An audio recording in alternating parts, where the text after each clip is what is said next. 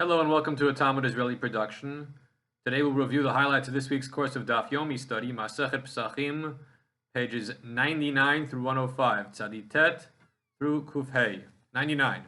The Mishnah tells us, Arvei Pesachim samuch la mincha, that on the eve of Pesach, near mincha time, a person should not eat anything until it gets dark out. So in the later hours of the afternoon on Yudalad Nisan, you're not supposed to have much of a meal.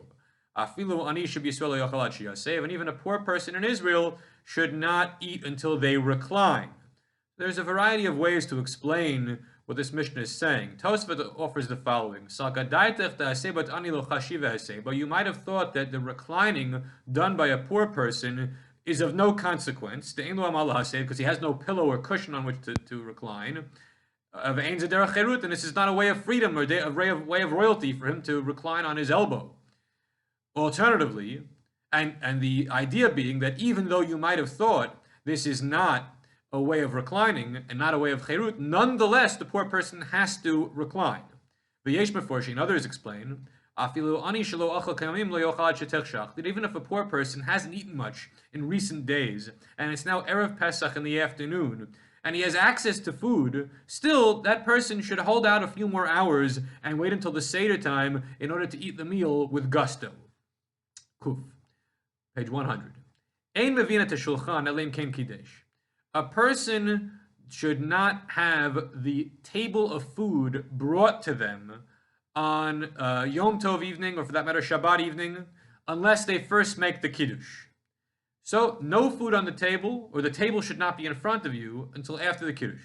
But if the food was brought to you first, you put a tablecloth over the food, and you make the Kiddush. Tosfos explains that was referring to the olden days, when they had small trays brought to them when they were reclining. There was no major dining room table like we have now. But now that we have a major table which is positioned in the dining room and doesn't get moved, so the table is in place before the Kiddush happens, and if the bread is brought onto the table before the Kiddush happens, the bread has to be covered. And that's the origins of the challah cover, in order to be pores mapal mekadesh, to cover the lechem mishnah with some kind of cloth, and then make the Kiddush first. Kuf Aleph, 101. Shmuel said, Lama l'kedusha bekanishta. So according to the viewpoint of Shmuel, who says that you have to say the Kiddush in the Makom Suda, the place where you eat your meal, why should it be that we say Kiddush in the synagogue? After all, we're eating dinner at home. So why make the Kiddush in the shul? The answer is, in order to satisfy the Kiddush obligation of the wayfarers, the guests, who are eating and drinking and sleeping in the synagogue. Tosfos clarifies that they don't actually sleep in the sanctuary room itself, but rather in the anterooms nearby the sanctuary within the synagogue building. Okay.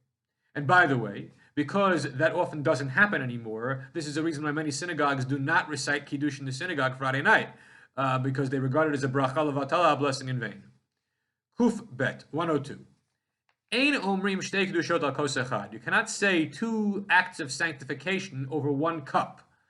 Because you're not supposed to try to do mitzvot in bundles, to package them together. What's wrong with packaging together many mitzvot in one big bundle? The Rashbam explains, because it looks as though the mitzvot are a burden upon you, and you want to get rid of as many of them as possible because you don't like to do them, to get them out of the way. So therefore, over separate cups of wine, we do the separate mitzvot. However, what about Kiddush and Havdalah, when you have a Yom Tov that falls out on a Saturday night, where we do in fact say the Kiddush and the Havdalah over one cup of wine, chavilot, so to speak?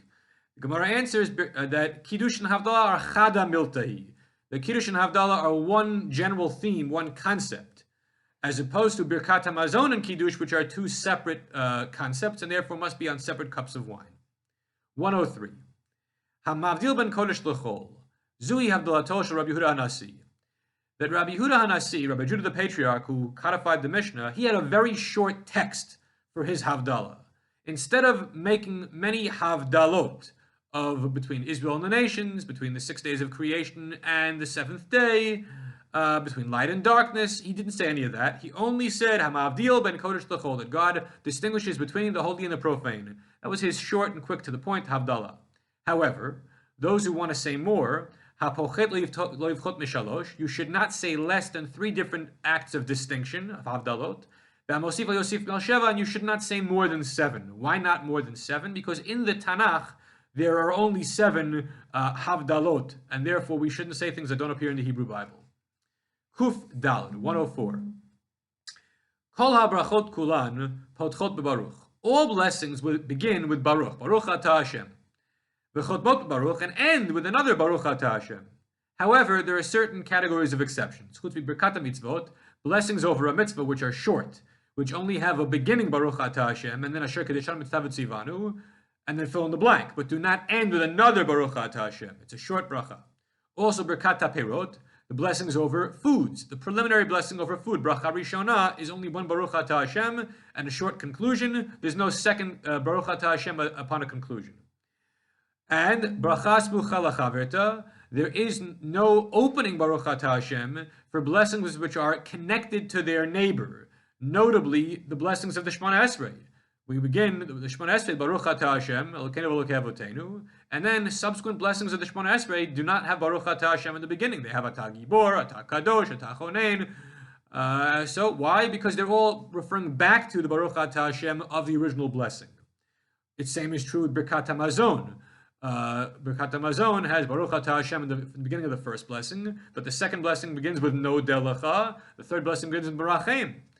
And lastly, Bracha Achrona shebekriyat Shema, the blessing after the Kriyat Shema also does not begin with Baruch atah Hashem. It begins with V'yatziv Nachon or V'emunah, Emet V'emunah. Why? Because the Baruch atah Hashem of the initial bracha before the Kriyat Shema suffices even for the bracha after the Shema. 105, Kufei. Ayu leyoma kol mad kamidin le'adif mechavinan lei. If we can bring Shabbat in earlier, we prefer to do that to show how beloved Shabbat is. That is, we are mechabevet HaShabbat. We cherish the Shabbat, so we say the Kiddush earlier. And as for exiting the Shabbat with the Havdalah, we delay it to show that it's not a burden upon us. And so therefore Shabbat is brought in before sundown and allowed to take leave of us after the stars come out. We add a few minutes on the front end and add a few minutes on the back end, and earlier Kiddush or later Havdalah. Everyone have a great week.